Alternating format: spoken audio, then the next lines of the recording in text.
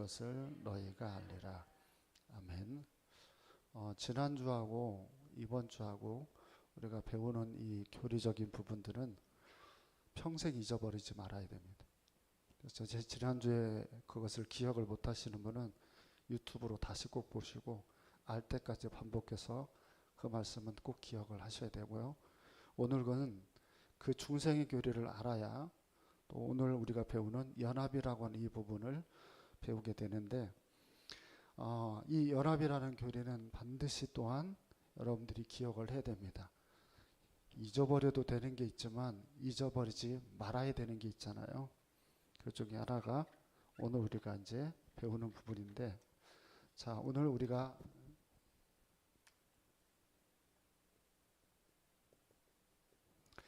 다시 태어나는 중생, 구원을 받은 것에 대한 얘기를 여러분들하고 이제 지난주에 말씀을 드리면서 중생을 받게 되면 나타나는 증거들을 여러분들에게 하나하나 알려드렸어요. 계명을 좋아하고 하나님 사랑하고 형제 사랑하고 그리고 아버지가 곁에 있음을 느끼는 이 정도를 제가 설명을 해드렸다고 하면, 그 중생의 교리를 가진 사람들은 어디로 이제 이어져야 되냐면 연합이라고 하는 이 교리로 이제 이어져야 됩니다. 이 두 개는 쌍둥이 같아 가지고 이걸 알면 이것까지 꼭 여러분들이 기억을 해야 됩니다. 자, 우리가 많이 들어봤을 겁니다. 우리는 누구하고 연합이 된 존재죠? 그리스도. 그리고 우리가 연합이 되어져 있는 존재입니다. 그래서 우리는 하나가, 그리스도와 우리는 하나가 되어져 있는 존재가 이제 기독교에서 가리키는 연합이라고 하는 교리인데, 도대체 이게 연합되어졌다고 하는 게 어떤 의미냐, 이제 이걸 우리가 오늘 배우는 거예요. 그러니까 분명히 우리와 그리스도가 연합이 되어져 있다라고 하면 그건 도대체 우리가 가지고 있는 상식으로 이걸 어떻게 이해를 해야 될까? 이걸 여러분들이 알고 있는 사람들은 결론부터 얘기하면 신앙생활이 흔들리는 건 말도 안 됩니다. 자기가 신앙생활이 흔들리거나 자꾸 약해졌거나 만약에 그렇게 간다라고 하면 이건 지금 여기에 대한 믿음이 부족하기 때문입니다. 그래서 이것에 대해서 확실하게 여러분들이 이해를 하고 있어야 되는데, 일단 출발을 이렇게 하겠습니다. 자, 그리스도와 우리가 연합이 된 게 도대체 뭐냐라는 겁니다. 그게 어떤 상태냐는 것을 우리가 이제 그걸 우리가 먼저 출발을 해보겠습니다. 자, 지금 목사님하고 그리스도가 연합이 됐다라고 우리가 이제 얘기를 하면 그게 도대체 어떤 상태냐? 그걸 이제 우리가 이해를 해야 된다고 지금 제가 강조를 해요. 자, 이렇게 제가 설명을 해볼게요. 그리스도와 우리가 연합을 하면 우리가 예수님에게로 흡수가 돼서 우리라고 하는 존재는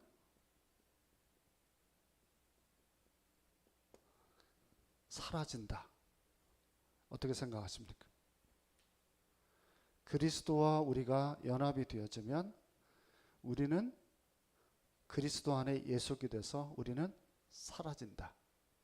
맞습니까? 틀립니까?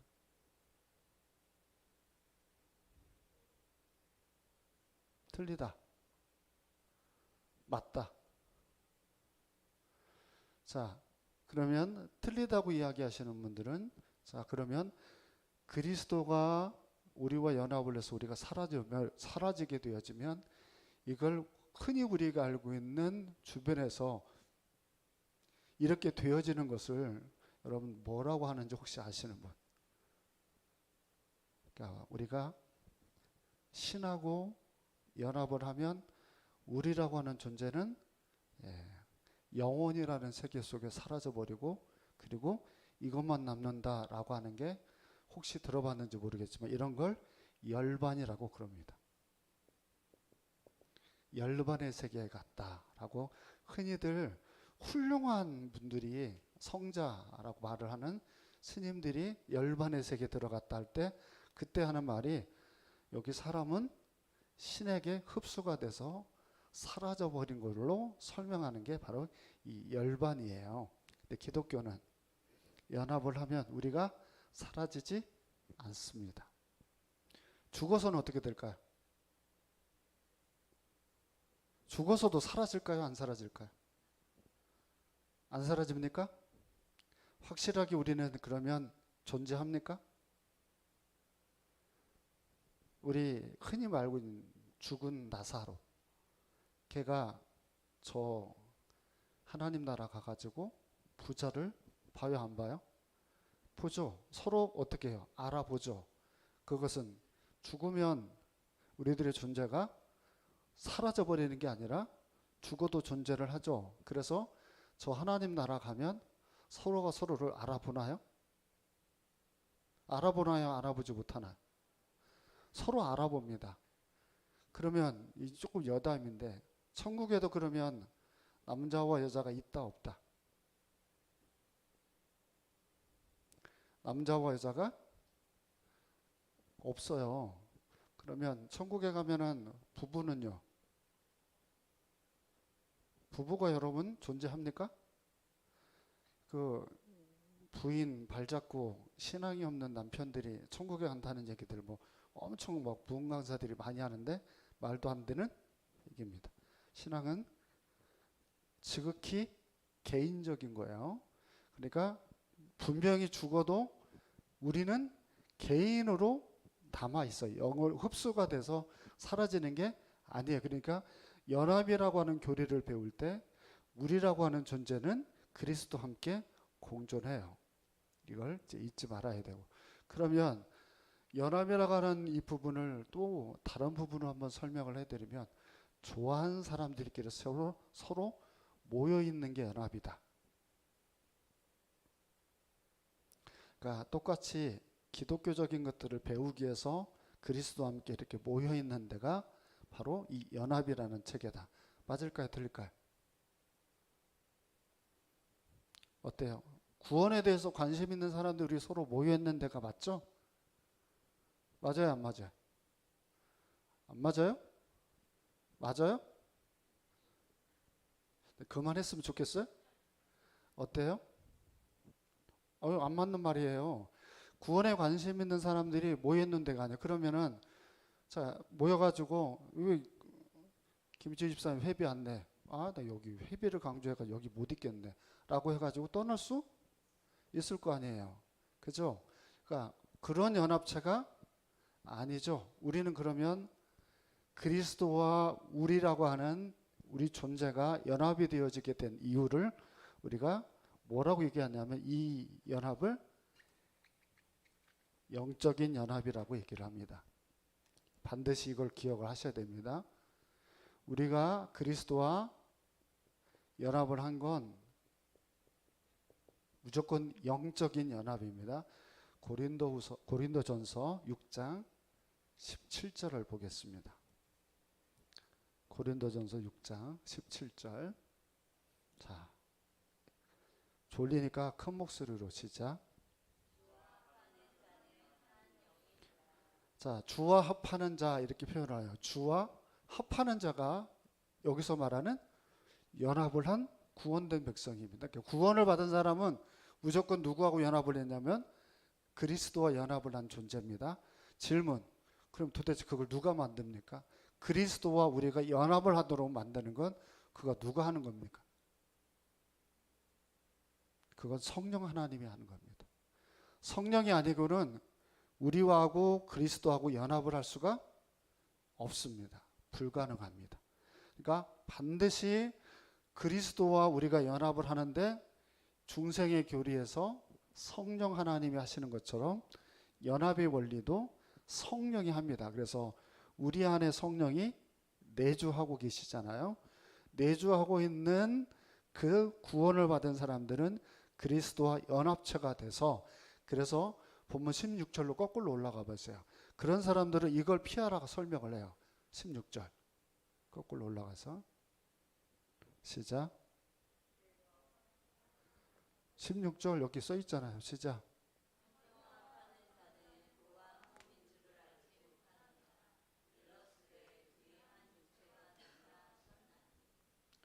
자, 여기에 보면 육체의 죄를 금합니다. 왜냐하면 그리스도와 연합을 해서 살아가야 되기 때문에 우리 안에게 있어서의 그런 정욕적인 거, 교만한 거, 7가지, 성경에서는 항상 7가지가 등장을 해요. 이런 것들은 우리가 성령의 전이 우리 몸이고 그리스도가 우리와 함께 있으니까 이런 죄들을 금해야 된다고 얘기해. 왜? 영적인 연합이니까. 그러면 질문, 그렇게 7개 죄를 지면 연합체가 깨집니까? 그러면 계속 존재합니까? 깨집니까? 존재합니까? 귀찮습니까? 깨지지 않아요. 그러면 무슨 문제가 생기나요? 만약에 우리가 7개 이 죄를 범하게 되면, 대표적인 거 7가라고 말씀을 드렸지만 죄를 우리가 지켜야 되면 어떻게 되나요?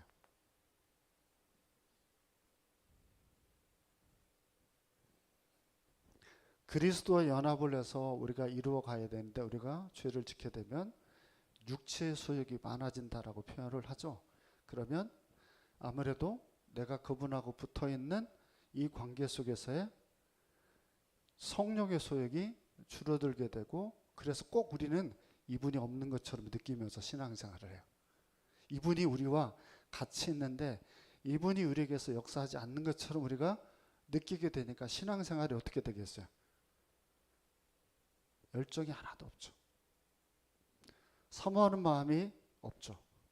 믿음으로서 막 기쁨으로 우리가 신앙생활을 해야 되지만 그렇지를 못하게 되어지는 그와 같은 일들을 우리가 만나게 됩니다.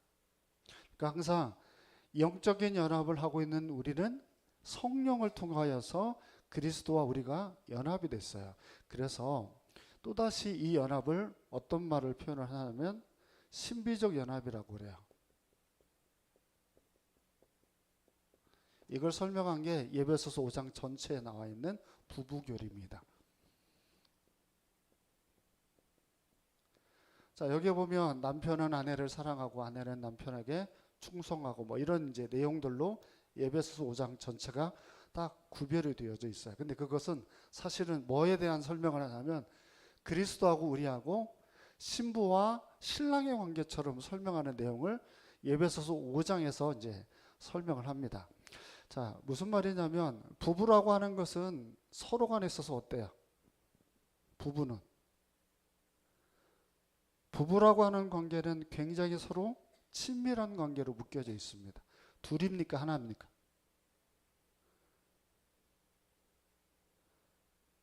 자, 지금 여기서 가장 부부 생활 이제 오래 하신 분들, 여기는 빼고, 여기 부부 생활 몇 년 했어요? 이제 말을 잘 못하시네. 부부 생활 한 30년 했다고 치고, 자, 이제 내년 2월 달에 결혼하는 우리 이제 세희, 이제 2월 달에 하니까 이제 곧 이제 결혼을 앞두고 있어요. 자, 친밀하게 서로 간에 묶여져 있죠. 그래서 연합이 되어져 있어요. 근데 이 연합이 되어져 있지만 성경은 둘이라고 말하지 않고 그 둘을 하나라고 말을 합니다. 한 몸이라고 하는 표현을 성경에서는 결혼이라고 하는 걸로 설명을 해요. 한 몸이에요. 그러니까 한 몸이 깨지는 건 그 몸을 잘라내는 것처럼 성경이 굉장히 심각하게 그 부분을 설명을 합니다. 그러면 결혼을 하는 사람은 사실은 한 몸입니까? 아닙니까? 두 몸이에요? 한 몸이에요? 두 몸이잖아요. 두 몸인데 그 두 몸이 한 몸을 지향을 합니다. 그러니까 어떻게 살아야 돼요? 사랑이라고 하는 교리를 통해 가지고 서로 간에 있어서 만들어가지 않으면 안 됩니다. 처음에 결혼하기 전에는 눈에 하트가 이렇게 있어가지고 볼 때마다 침 잘잘 흘리면서 서로 좋아가지고 막 이렇게 쳐다보지만 결혼하고 나면 어떻게 돼요? 결혼하고 나면 어떻게 되냐 내가 물었잖아요. 왼수가 된대요. 잘 참고하기 바랍니다. 우리 뭐 세이나 여기 저기 은지나 이런 사람들은 관심을 잘 가져야 돼요. 왜냐하면 잘못하면 이게 왼수가 될 수 있어요. 그래서 문제는 자, 이게 신비한 연합이라고 제가 말씀을 드려서 희한하게 둘인데 하나처럼 살려고. 그래서 살다 보면 굉장히 자기가 와이프나 남편을 닮아간다고 하는 생각을 많이 갖게 돼요. 그런 부부들의 특징이 뭐냐면 서로를 굉장히 존중합니다. 그래서 닮아가고 싶은 마음들을 갖게 만들어요. 근데 신앙이 서로 맞으면 어떨까요? 저는 그걸 결혼하는 사람에게 가장 중요한 교리라고 생각합니다. 상대인 남편이나 상대인 아내에 대해서 신앙으로 존경해야 됩니다. 저 남편처럼 살고 저 아내처럼 살아야겠다. 이런 마음이 충만한 그런 부부는 저는 굉장히 행복한 부부가 될 거라고 생각을 합니다. 이처럼 똑같은 연합의 교리에서 성경이 가리키는 것도 부부의 교리가 그런 연합을 가지고 있습니다. 이런 신비적인 연합은 요한복음 1장 16절에 또 이렇게 설명을 합니다. 요한복음 1장 16절 시작.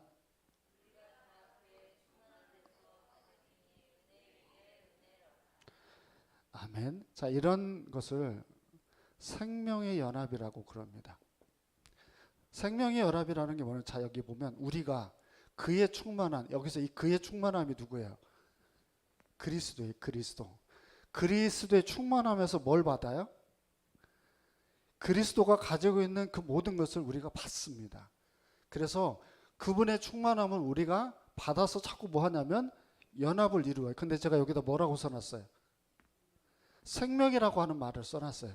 그러니까 신앙생활은 생명력이에요.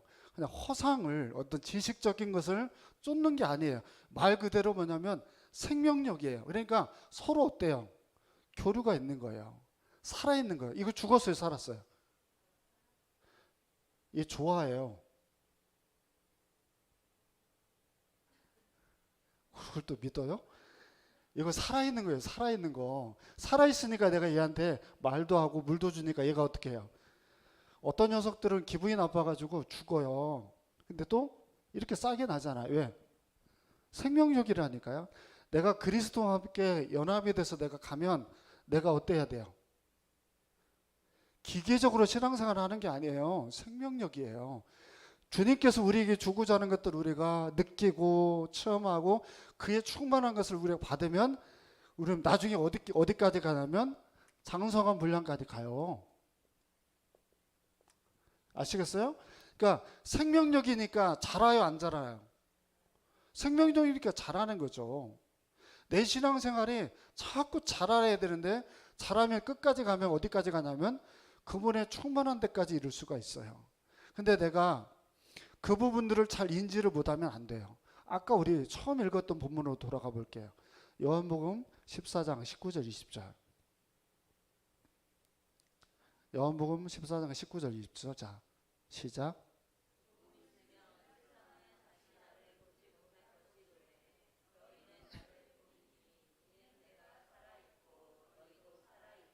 자, 거기서 딱 끊어보세요. 거기 제일 마지막에 뭐라고 돼 있어요? 내가 살아있고 너희도 살아있다는 거예요. 뭐라고요? 다시 반복해야 돼요. 자, 뭐라고요? 누구도 살아있고 나도 살아있고 우리도 살아있다고요. 그러니까 서로 간에 연합이 되어졌는데 주님도 살아있고 우리도 살아있어요. 자, 살아있다는 표현이 뭔지 아시겠어요? 생명력이라니까요. 그러니까 신앙생활이 죽어있는 것처럼 신앙생활할 수 없는 거예요. 자, 이번 주에 뭐 아프신 분이 만약에 있다고 쳐봅시다. 아프면 생명력이 있으면 몸이 어떻게 해요? 얘가 어떻게 합니까? 이걸 이겨내려고 하잖아요. 그죠? 그래서 약을 먹고 효과를 보거나 몸부림을 치죠. 자, 내가 신앙생활하다가 잘 못했어요. 잘 못하는 일이 생기면 우리의 생명력은 어떻게 해요? 그대로 그래 나는 죽어야 되겠다라고 계속 갑니까? 아무리 나이가 드신 분들이 내가 이러다가 죽어야지 하고 해도 아프면 뭘 먹어요? 그 왜 먹어요? 살라고 먹어요. 생명력이 있는 사람은 무조건 뭐 하냐면 살려고 해요. 제가 뭐 이제 간증할 때도 말씀을 드렸지만 윤도현이가 혈액암에 걸렸어요. 그래서 이제 죽을 상황에 놓여져 있습니다. 이 친구가 죽을 상황에 딱 놓여지니까 자기가 다니는 교회 새벽 예배를 가고 거기서 하나님 앞에 말씀을 듣습니다. 그게 이제 이사야 41장 말씀이에요. 두려워하지 말고 놀라지 말라. 나는 너희 하나님이 돼. 뭐 하냐면 생명력이 생겨요. 그러니까 뭐 박미선도 믿는 사람으로서의 그런 일들이 생깁니다. 잘 보세요. 생명력이 있는 신앙생활 하는 사람들은 어려우면 또다시 일어서려고 하고 쓰러질 만한 일이 생기면 다시 몸부림을 치는 일들이 다 생깁니다.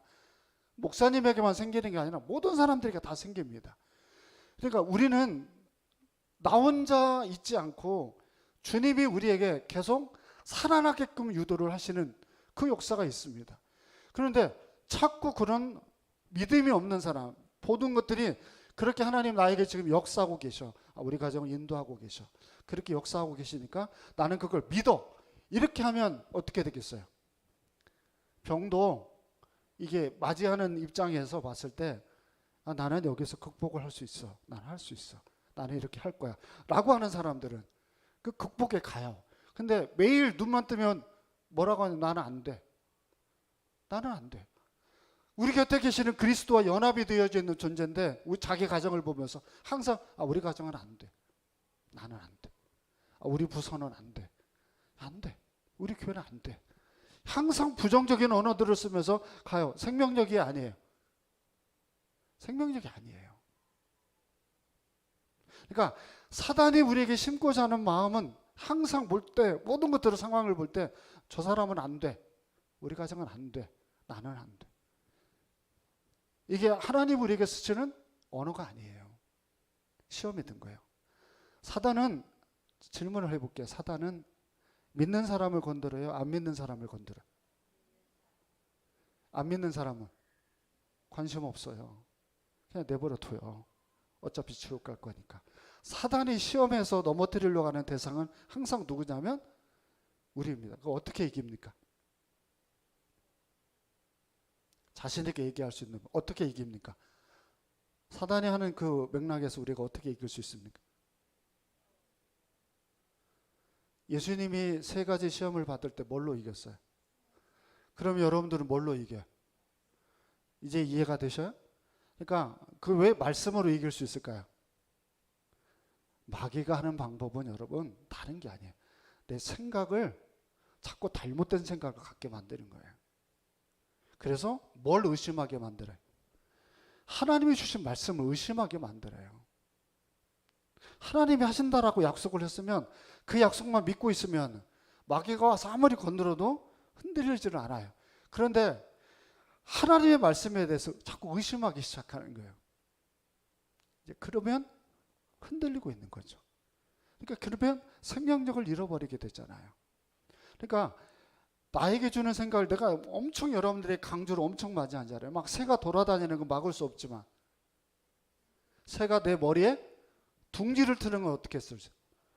이건 여러분들이 이걸 할 수가 있어요. 그러니까 자꾸 여러분이 들을 때 이 말이 믿음의 기반이 되는 얘기인지 아닌지를 어떻게 해야 돼요? 곱씹어 봐야 돼요. 지금 내가 들고 있는 이 생각이 그분이 원하는 말씀인지 아니면 내 생각인지. 여기서 그런 사단이 주는 메시지에 내가 관심을 두고 마음을 먹었어요. 그러면 여러분들은 시험에 들어서 열매 없는 인생으로 가요. 요즘 제가 새벽 예배 때 히브리서 11장에 딱 멈춰 있어요. 그게 다 믿음의 장이에요. 믿음의 생활하는 사람들의 얘기가 다 나와요. 그 사람들의 특징이 뭔 줄 알아요?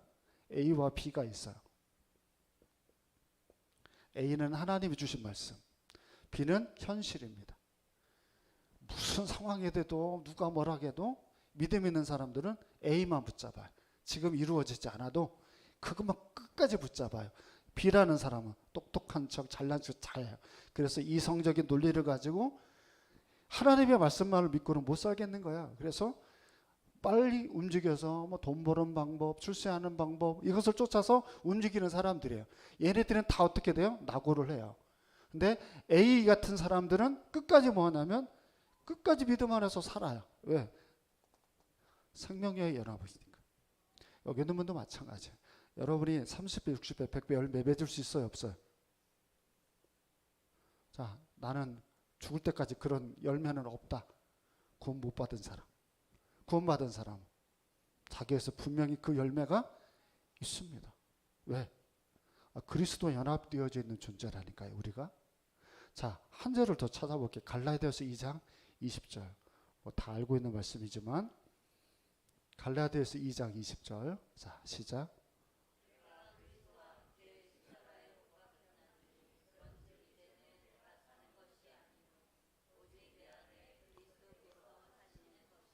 거기까지만 잠깐 딱 멈추세요.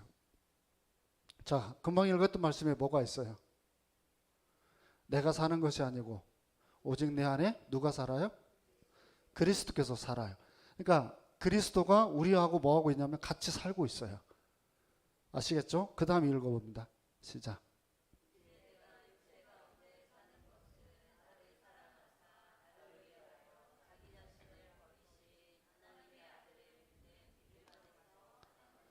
마지막만 곡 씹어볼게요. 아들을 믿는 뭐 안에서?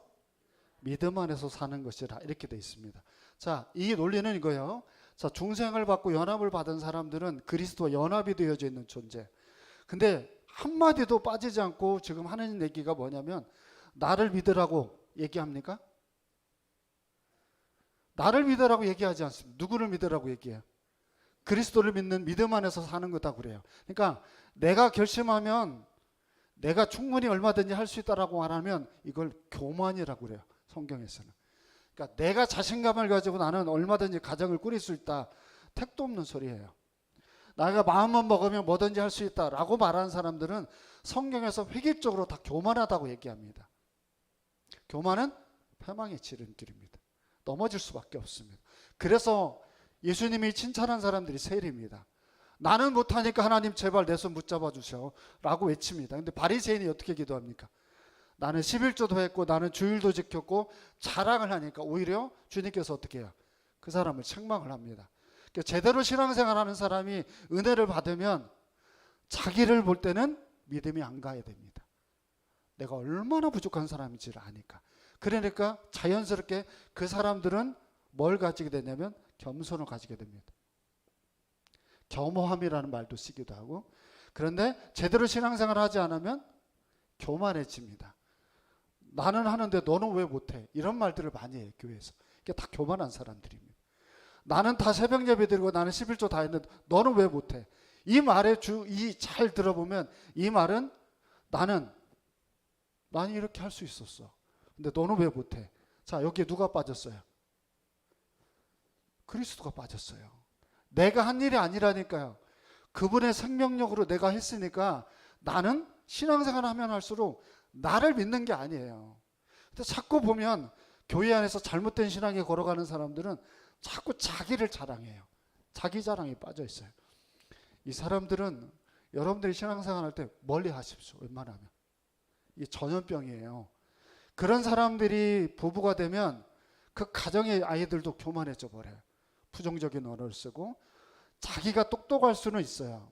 그리고 월급을 많이 받고 출세를 할 수도 있어요. 근데 하나님은 그 사람을 통해 영광은 안 받아요. 하나님은 정말 자기가 얼마나 부족한지를 아는 사람을 기뻐해요. 그래야 그 사람들을 늘 의존합니다. 그리스도를. 그래서 한 번씩 여러분들은 이분을 바라보게 하기 위해서 하나님이 여러분에게 주는 게 뭔지 아세요? 여러분들이 뭐가 부족한지 부족함을 한번 느끼는 거예요. 사람이 부족하면 강제로 어떻게 될까요? 강제로 겸손해져요. 자기 할 수가 없으니까. 그러니까 우리가 우리 주일학교 선생님들이 주일학교 아이들을 막 이제 어떻게 해야 되겠다 이런 얘기들을 했다고 하는 얘기를 제가 주일날 들었어요. 참 이게 엄청 고마운 일이고 감사할 일입니다. 그런데 우리가 할 수 있다고 하는 말을 하기 전에 선생님들은 뭐부터 해야 될까요? 그리스도부터 찾아야 됩니다. 내가 할 수 있다고 하는 게 먼저가 아니라 나는 부족하니까 주님 도와달라고 하는 외침이 먼저입니다. 그러니까 내가 언제든지 새벽 예배 드릴 수 있다. 절대로 그런 말 하지 마세요. 나는 그분에 의해서 생명력을 가지고 움직여 갑니다. 이게 제대로 된 절차를 가진 아까 말한 갈라디아서 2장 20절에 다시 마지막을 띄워줘 보세요. 뭐라고 되어져 있냐면 우리는 무슨 안에서 사냐면 그 아들을 믿는 믿음이에요. 이거 잊지 말아야 돼요. 그 아들을 믿는 믿음으로 사는 거예요. 나를 믿는 믿음으로 사는 게 아니에요. 그러니까 왜 많은 교회들이 왜 지금까지 이렇게 무너졌느냐라고 하면 다 이것 때문이에요. 왜 이렇게들 교회에서 자기 자랑들을 많이 하는지. 그가 그 자리까지 올라간 건 다 주의 은혜이잖아요. 그분의 은혜예요. 그러니까 한 번씩 여러분이 이거 만난다고 그랬잖아요. 이거 만날 때가 있어요. 지금까지는 잘 되어왔어요, 가정이. 근데 가정이 잘 되어지다가 안 되는 일을 만났을 때 두 종류 중에 하나예요. 하나는 벌 받는 경우, 하나는 하나님이 고난을 주는 경우. 이 두 가지가 있어요. 하나님이 고난을 주는 경우는 하나님이 나를 보게끔 만들려는 은혜입니다. 그런데 하나님이 너무 교만하니까 그 교만함을 떨어뜨리려고 주는 벌이 있어요. 이건 상처만 남습니다. 신앙생활은 교만함에 가면 이건 아주 골치 아픈 병에 걸렸다고 보시면 됩니다. 그러니까 교만한 사람들은 다른 거 아니라니까요. 말하는 것마다 그 안에 뭐가 있어요? 자기 자랑이 있어요. 내가 잘났으니까 영균이를 만난 거야. 내가 잘했으니까 우리 부모님이 와서 이번 주에 예배 드린 거야 라고 세이가 말하지는 않았어요. 그런데 만약에 그렇게 흘러가고 있다라고 하면 자기를 믿는 것이지 그리스도를 믿는 게 아닌 거예요. 그래서 여러분, 함께하는 교회가 한 번씩 이렇게 조금 안 되는 일이 생겨요. 오히려 우리가 정신 차리고 주를 의지할 수 있게 되는 좋은 계기들인 거예요. 이때는 납작 엎드려야 돼요. 하나님, 이제까지 정말 내가 잘나서 우리 부모님이 와서 예배 드린 줄 알았는데 아니었군요. 주님의 은혜였네요. 이렇게 이제 가면 정상적인 믿음이에요. 자녀 키우는 게 내 잘난 것이 아니었네요. 하나님의 은혜였네요. 이렇게 가야 이게 정상적인 믿음이에요. 우리 집이 돈이 있어서 이렇게 편했구나. 좋은 데 가서 먹고 마셨구나. 하나님이 그렇게 놀러 간 그곳에서 그 사람을 쳐버리면 그때 아는 거예요. 돈도 다 필요 없는 거구나. 이렇게 느끼는 거예요. 자, 그러면서 예배소서 4장 15절 16절을 봅니다. 예배소서 4장 15절 16절 시작.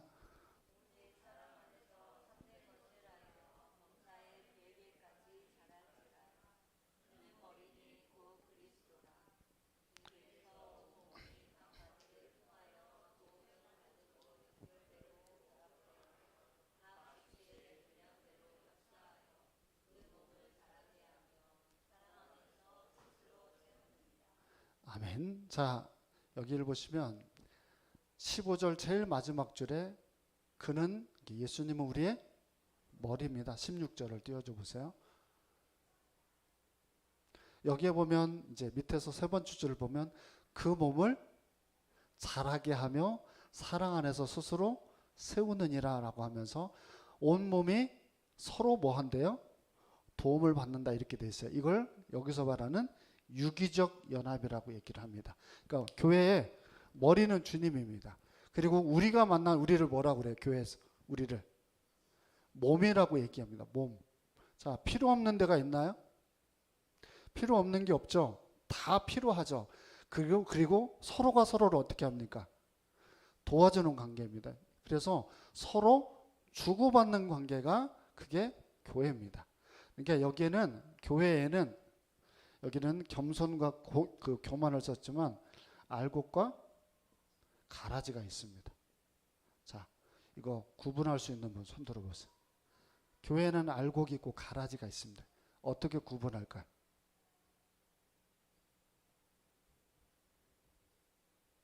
예수님이 뭐라고 말했어요? 알곡과 가라지가 교회 안에 있는데 이거 어떻게 알아요? 추수 때까지 내버려 두래요. 왜? 구분을 못하니까 그러는 거예요. 구분할 수 있으면 진작에 그걸 뽑아가지고 할 텐데 교회 안에서 알곡과 가라지를 구분하기가 굉장히 어려워요. 그러니까 내버려 둬야 돼요. 그러면 방치하게 되어지면 얘가 얘를 힘들게 해요. 가라지가. 어떻게 돼요? 어떻게 해야 돼요? 알곡과 가라지가 교회 안에 공존하거든요. 그래서 이게 연합을 항상 깨요. 굉장히 어려운 일이란 말이에요. 근데 이거 어떻게 해야 될까요? 그래서 항상 마음의 허리를 동이고 근신하고 깨어서 영적으로 늘 민감해야 돼요. 민감하지 않으면 그리스도의 이 유기적인 연합에서 이탈을 해서 약해질 가능성이 상당히 많이 있어요. 근데 이걸 제껴두고 알곡만 생각을 해보세요. 알곡은 교회 안에 있어요. 분명히. 그 알곡은 서로에게 자꾸 어떻게 하는 관계냐면 서로를 필요 여깁니다. 그리고 또한 나도 역시 그 사람들을 돕는 역할로 계속 교회는 연대되어져 갑니다. 이게 우리 교회만 그래야 될까요? 전 세계가 다 똑같습니다. 서로 간에 있어서 주고받는 역할들을 다 하면서 교회는 갑니다. 뭐 안에서? 사랑 안에서 갑니다. 그러니까 이 관계를 잘 사용해야 됩니다. 그러면 여기서도 제가 전에 한번 말씀드렸는데 사단이 시험을 하면 항상 우리를 어떻게 하냐면 혼자로 만듭니다. 혼자로 만들어요. 자, 팔이 제가 부러졌어요. 근데 누구도 어느 정도 돕지를 않아요. 그럼 얘가 어떻게 해요? 팔 다쳐본 적 없구나. 이게 팔 다치면 이게 운전할 때부터 엄청 통증이 막 이렇게 심하고 막 너무너무 힘들어요.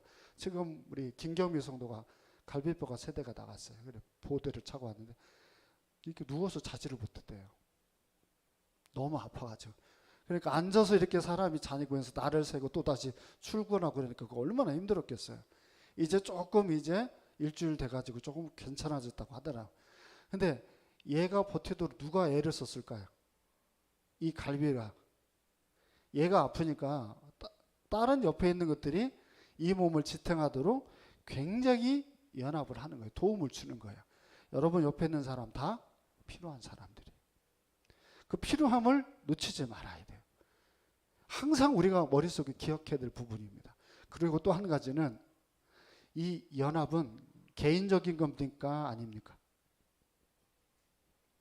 저 초반에 제가 이거 설명하고 시작했는데 개인적인 연합입니다. 나하고 그리스도하고 나하고 그리스도하고 연합입니다. 그리고 나도 옆에 있는 사람과 연합입니다. 그러니까 남편이 기도하면 우리 가정은 끝났어.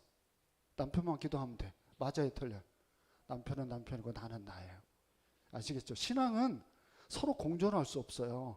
신앙은 1대1이에요. 하나님하고 나와의 관계가 중요한 거예요. 그러니까 이 사람이 잘하면 나도 어때요? 그 사람을 통해서 도움을 받고 그 사람을 통해서 나도 도움을 주고 이런 관계들로 교회는 구성이 되어져 있어요. 여기에서 잘못된 게 그게 천주교입니다.